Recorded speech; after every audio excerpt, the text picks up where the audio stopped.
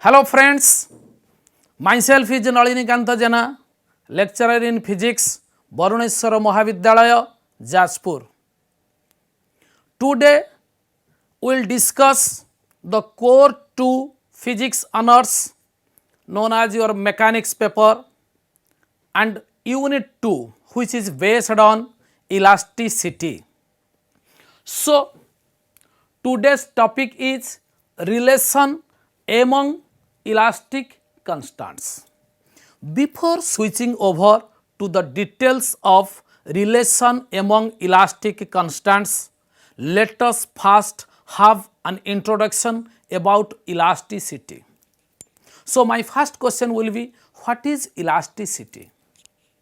Elasticity is the property by virtue of which the body regains its original configuration after the removal of deforming force, and this is already taught to you in your intermediate classes.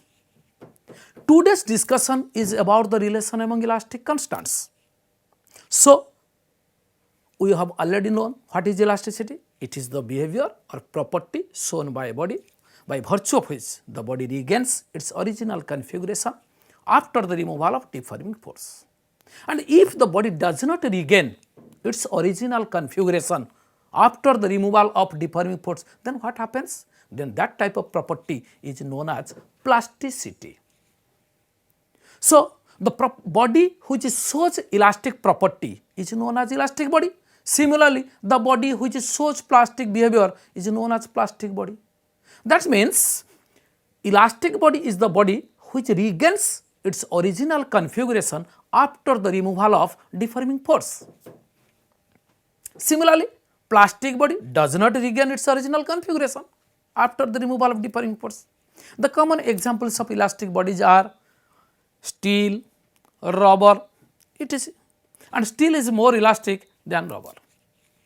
Similarly, the common examples of plastic bodies are putty, mud. These are the common examples of plastic bodies. Our aim is on elasticity and elastic bodies. The body which regains completely its original configuration is known as perfectly elastic body. And we should discuss about the behavior of perfectly elastic bodies. There is no body which is perfectly elastic in nature, because it is ideal case, and we know the ideal cases are always hypothetical, imaginary, that is practically not possible, but the nearest approach of a perfect elastic body is quartz fiber. So, our aim is to discuss the relations among elastic constant. Then what is elastic constant? So, to know the elastic constants, we should first know what is the cause of elasticity. Why a body regains its original configuration after the removal of deforming force? Because due to intermolecular force of attraction, a body always tries to remain in the state of minimum potential energy. When we give applied force to a body and gets deformed, then the intermolecular distance increases. As a result, the potential energy increases, but still the body tries to remain in the state of minimum potential energy. So, to decrease its potential energy, a force automatically develops along the opposite direction of deforming force and restores the original configuration of the body. That is why the force which develops automatically in a deformed body to restore its original configuration is known as restoring force, and restoring force is the only cause which is the cause of elasticity. So, how restoring force acts on a body? The restoring force acts on the area of cross section of the body, and if that restoring force acts perpendicular to the area of cross section, then the restoring force is known as normal force, and accordingly the stress is known as normal stress. Similarly, if the restoring force acts parallel to the area, then the stress is known as tangential stress. Normal stress or tangential stress, both are restoring force per unit area. And similarly, another term is connected to strain, you must have known it, that is the change in configuration to the original configuration.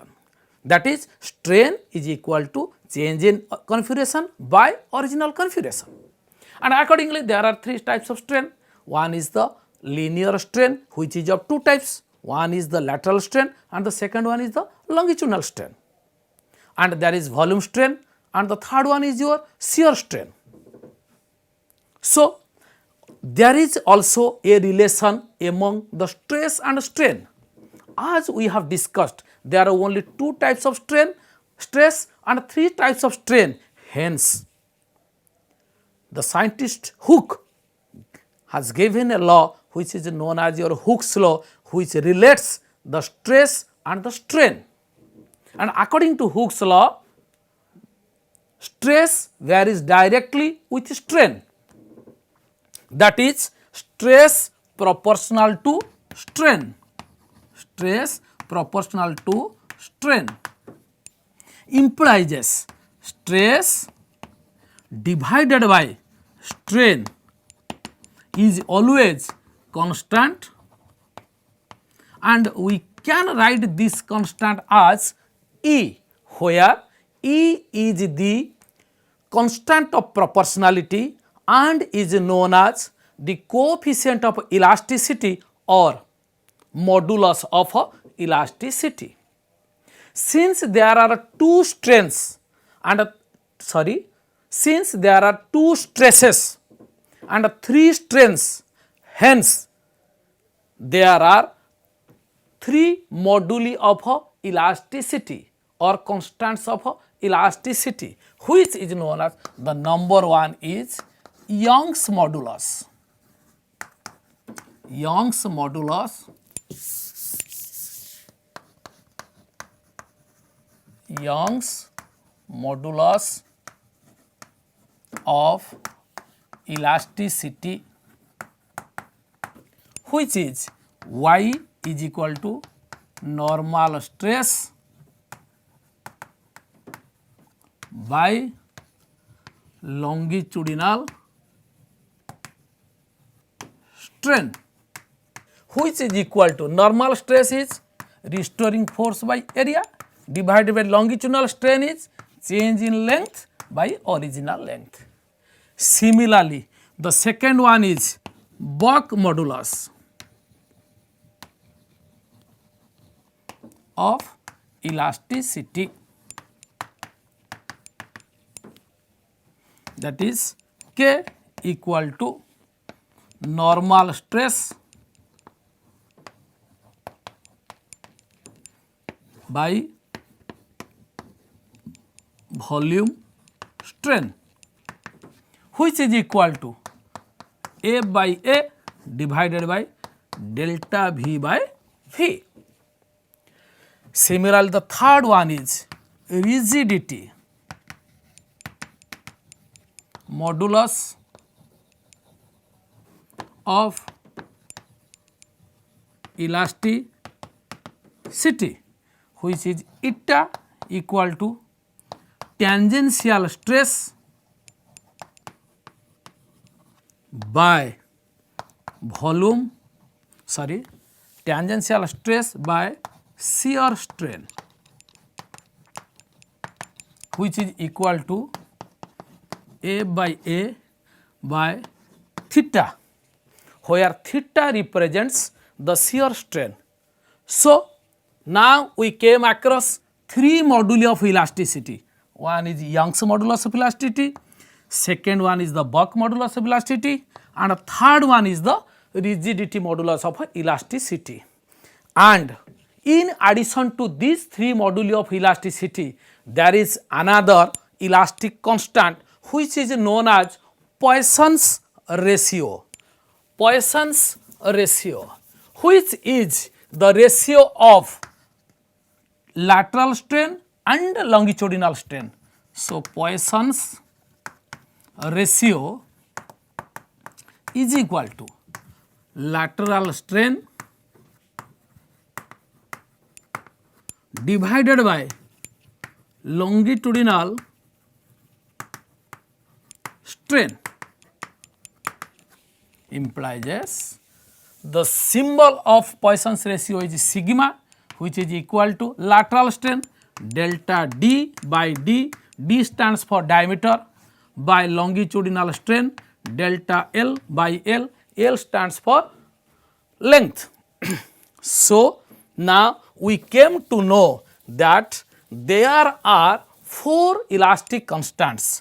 One is Y, second one is bulk modulus K, third one is rigidity modulus eta, and the fourth one is sigma, which is Poisson's ratio. And out of these 4 elastic constants, 3 are moduli of elasticity. Y, K and eta are the moduli of elasticity, but sigma is not a modulus of elasticity, but an elastic constant. Let us come to our topic. This was the introduction. So our aim is to derive a relation among the elastic constants. Now we have already known there are only 4 elastic constants, and to derive a relation among these elastic constants, there are 4 types of relations. Like the first one is among Y, K and sigma. The second one is Y, eta and sigma. Third one is Y, K and eta. And the fourth one relation is K, eta and sigma. Since our aim is to derive a relation among the elastic constants, and since there are 4 relations, we have to derive these relations one by one. The first one is the relation among Young's modulus, Bulk modulus and Poisson's ratio. Okay. Let us start the relation among Young's modulus, Bulk modulus and Poisson's ratio. That is relation among Y, K and sigma. This is our topic. Generally, what the students suffer during writing a long question? They know the long question, they understand the question, but while they start, after 2 to 3 lines, they forget everything. But I will not ask them why they forget, but I will teach them the tricks how they do not forget or they will not forget in future while writing a long question. And what is the trick? Before writing the long question, first of all make a flow chart. What are the necessary steps for that long question? So first write the target. What is my target? What I have to find out? So here the target is the relation among Y, K and sigma. So Y deals with Young's modulus, which is only due to one dimensional, that is deals with the longitudinal strain, whereas Bulk modulus deals with volume strain, and Poisson's ratio is the ratio of lateral strain and longitudinal strain. So if we will consider a unit cube, then it will cover both Bulk modulus and also the Young's modulus. So we have to consider first a unit cube. Then what we have to do? Our duty is to find out the relation between Y, K and sigma. Let us, I have to find out Y, or we have to find out K. Let us first know the trick, what to do in deriving this long question. Our aim is to derive the long question among Y, K and sigma. where y deals with longitudinal strain which is along one dimension, k deals with volume strain which deals with 3 dimensions. That's why instead of considering a one dimensional body or a 2 dimensional body, if we will consider a 3 dimensional body, then we will have a relation among y, k and sigma. So, to find out k, this is the trick. To find out k, we need normal stress by volume strain. Normal stress by volume strain. Now, what is normal stress we have to calculate? Then what is volume strain?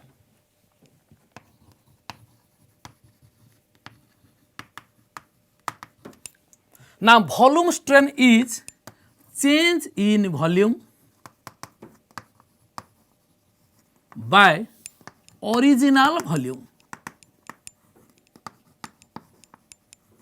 If we will consider a body, then we know the original volume. So, our duty is to find out the change in volume. Change in volume. Then what is the change in volume? It is the final volume minus original volume. So, to find out the change in volume, we have to first calculate the final volume minus original volume. Then how will calculate the final volume? If we know the new length, then the volume will be of cube of that new length. That is, final volume will be the cube of new length. Then how will calculate the new length? The new length is the change in length minus original length. Change in length plus original length. We know the original length, then how we will know the change in length? That is, if we will know the longitudinal strain, then we can calculate the change in length, because longitudinal strain is equal to change in length by original length. Now, our duty is to know the longitudinal strain, for which we have to know the total strain produced on a body due to the application of that applied force. So, now our aim is to consider a body, then we have to apply a deforming force on that body, and we have to calculate what is the longitudinal strain produced, what is the lateral strain produced, then what is the modulus of elasticity, then we will find out the relation among y, k and sigma. So, in this manner we have to first consider a unit cube. Okay. Let us consider a unit cube. Unit cube means its volume is 1 unit, its area of cross section is also 1 unit, and its length of the side is also 1 unit. So, let us consider a unit cube.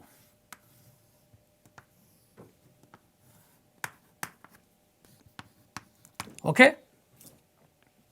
Let this side is AB and this one is CD, and let this is B dash, this is A dash, this is D dash, this is C dash. Let this unit cube is being acted upon by 3 pairs of parallel forces. For example, let a pair of parallel forces P and P act parallel to the line AB, that is acting along these 2 faces P and P, where P represents the applied force. Similarly, the same pair of force acts simultaneously along the line AD, parallel to AD. So, this is also P, and this is also P. And also if this PP force parallel to CD, then here is another force which is parallel to AB, AA dash and AD. So it will be along this line. Now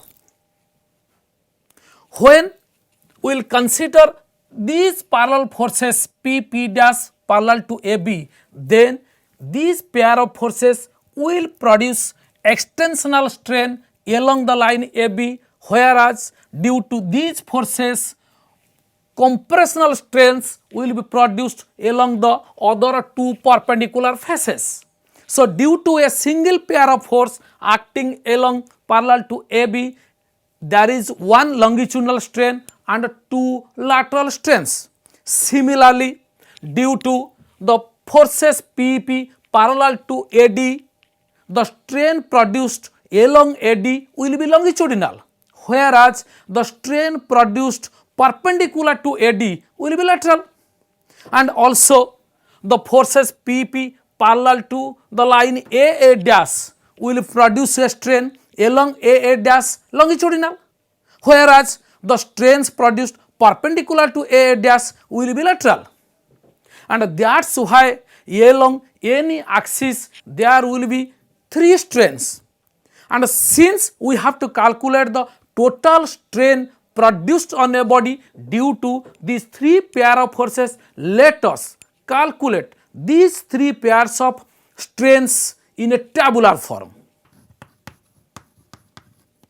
Force parallel to strain parallel to AB,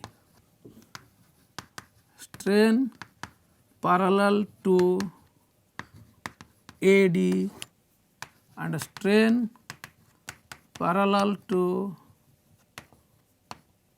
AA dash. When the force is parallel to AB, then the strain parallel to AB along AB will be how much? Longitudinal, and this longitudinal strain will be Y equal to P applied force by longitudinal strain. So longitudinal strain will be how much? P by Y. So in this case the longitudinal strain will be P by Y, whereas lateral strain how much? Sigma Poisson's ratio equal to lateral strain by longitudinal strain. So lateral strain is equal to sigma into longitudinal strain. Your longitudinal strain is Y, P by Y, and so the lateral strain will be how much? It will be sigma P by Y. And since the force parallel to AB produces compressional strains along AD and A dash, so the strains produced along AD and A dash will be compressional lateral strain, which can be written as minus sigma P by Y. And also due to the forces PP along AB, the strain produced along A dash will also be compressional lateral, which can be written as sigma P by Y. Similarly, due to the forces parallel to AD, along AD the strain will be longitudinal, which will be P by Y, but along AB and A dash the strain produced will be compressional lateral strain, which can be written as minus sigma P by Y minus sigma P by Y. Similarly, the forces parallel to AA dash, the strain produced along A dash will be longitudinal and will be written as P by Y, whereas the strain produced along AB and AD due to the forces parallel to AA dash will be compressional lateral and can be written as minus sigma P by Y minus sigma P by Y. Now we have to calculate the total strain produced along any axis. Now total strain, here the total strain is P by y minus sigma P by y and minus sigma P by y. So, it will be in total P by y within bracket it is 1 minus 2 sigma. Similarly, along AD it will be P by y into bracket 1 minus 2 sigma, and along A dash it will also be P by y into 1 minus 2 sigma. That means we have found that due to all these three pairs of forces, the total strain produced along any axis is same and is equal to P by y into 1 minus 2 sigma. Okay? Now we have found out the total strain. So, the Young's modulus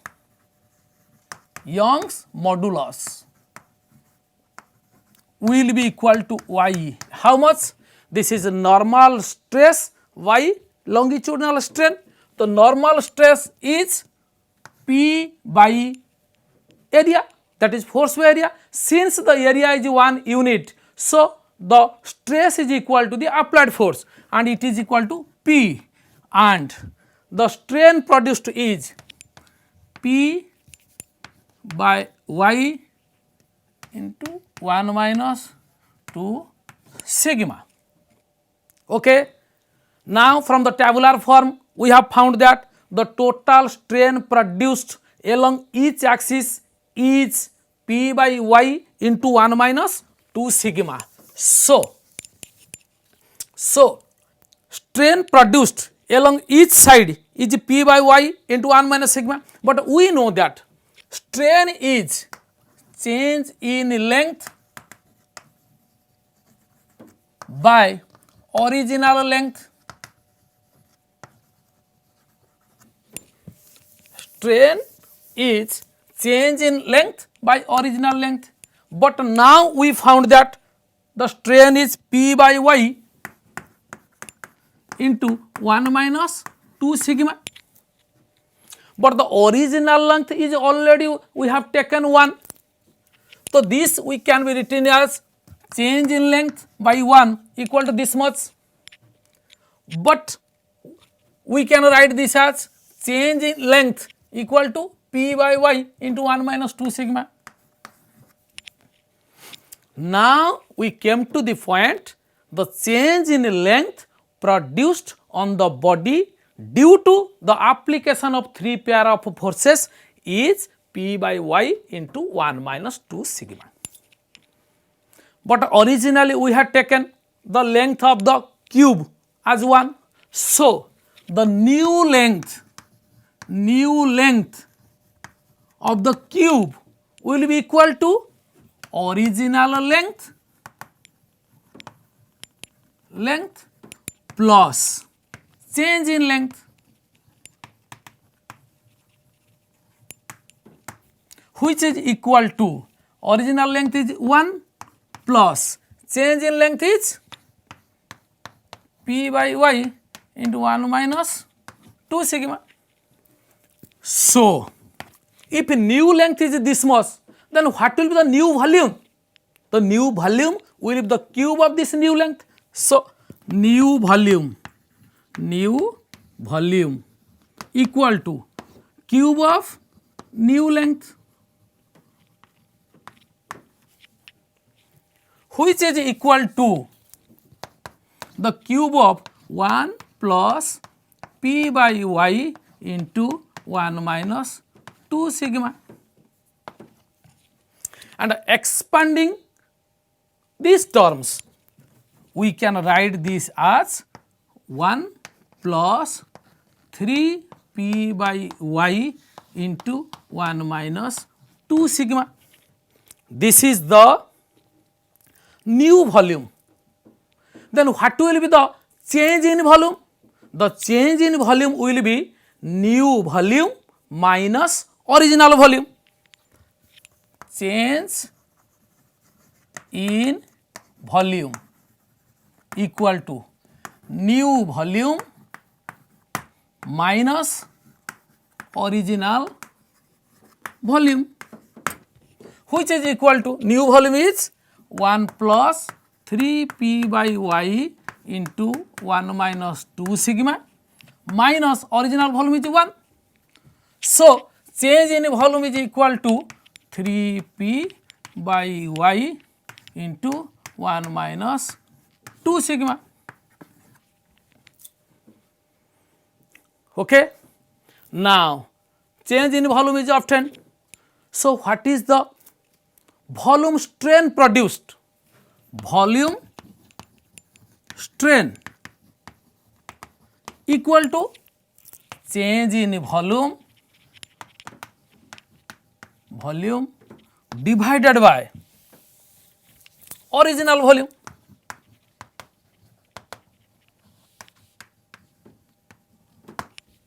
Which is equal to change in volume is 3p by y into 1 minus 2 sigma divided by original volume is 1 because it is unit cube. So, volume strain is equal to how much? 3p by y into 1 minus 2 sigma. Yes, we came to the point. Our aim was to calculate the relation among the elastic constants. So, here volume strain is this much, and already we have known the normal stress is P by Y. Hence, we can calculate now Bock modulus of elasticity equal to how much? Normal stress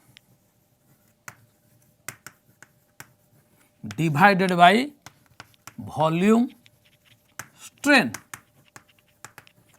and already we know normal stress is force per unit area, and we have taken force as P, area as 1 unit. So, normal stress is force by area, that is P by 1, that is P. And already we have found volume stress as strain as 3p by y into 1 minus 2 sigma. So, now p get cancelled, and we can write this as k, Bock modulus elasticity, equal to y by 3 into 1 minus 2 sigma, which implies y equal to 3k into 1 minus 2 sigma. This is the required relation among Young's modulus, Bock modulus and Poisson's ratio. Dear friends, we are discussing about the relation among the elastic constants, and already we have discussed and also derived one relation among the elastic constants, which is among Young's modulus, Bock modulus and Poisson's ratio. Since there are 4 relations, and as I have told that we will discuss them one by one, as one is gone, the second one comes, and this is the relation among y, eta and sigma, that is Young's modulus, rigidity modulus and sigma, Poisson's ratio. So, our duty is to derive the relation among Young's modulus, rigidity modulus and Poisson's ratio. Young's modulus deals with normal stress and longitudinal strain, whereas rigidity modulus deals with tangential stress and shear strain, where sigma is equal to the ratio of change in lateral strain and longitudinal strain. So, in deriving the relation among these 3, we have to first consider the face of that unit cube which we already have considered. So, our duty is to consider one face of that unit cube. Let us consider this face. This is AB, this is A dash, B dash. It is along x axis and this is along y axis. We have considered here only this face AB, A dash, B dash. Now, let the face be acted by two pairs of forces. One pair of force is compressional force PP, which is acting parallel to A dash, whereas the other pair of force PP is acting extensional along AB. Now, if we will consider the pair of forces acting compressional to A dash, it will produce a longitudinal strain along the PP and one lateral strain along the perpendicular direction. Now, our duty is to calculate the total strain produced along x axis or along y axis.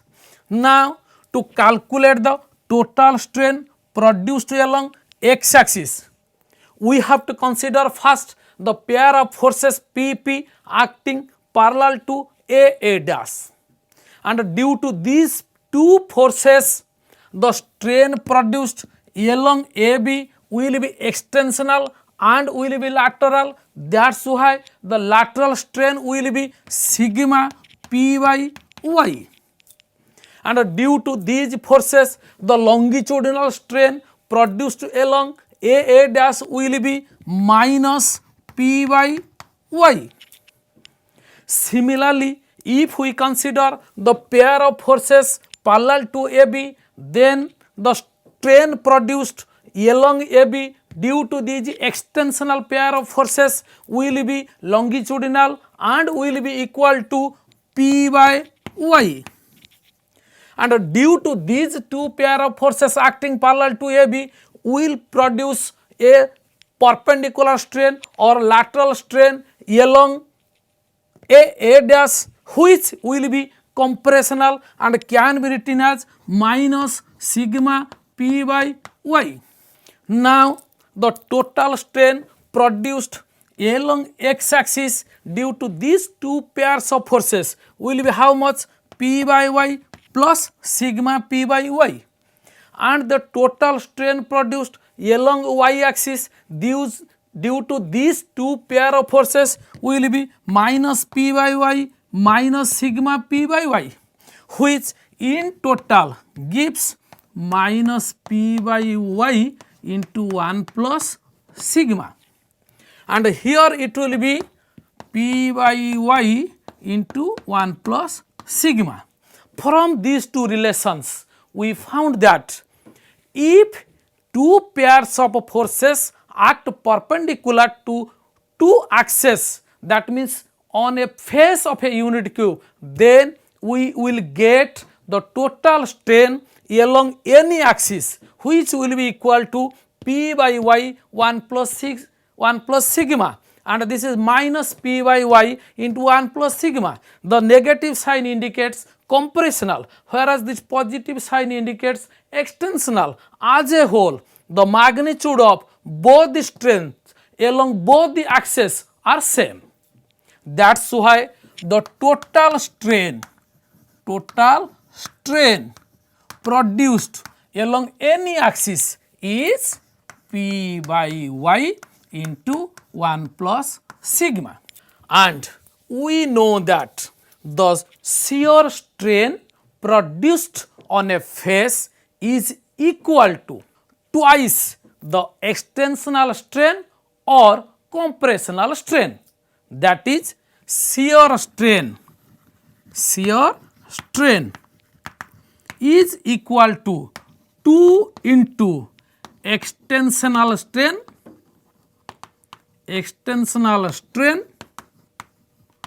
or compressional strain, and the shear strain is theta, which is equal to 2 into extensional strain, which we have found P by Y into 1 plus sigma.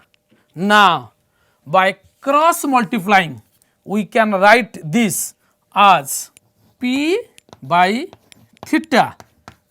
P by theta will be equal to Y by 2 into 1 plus sigma.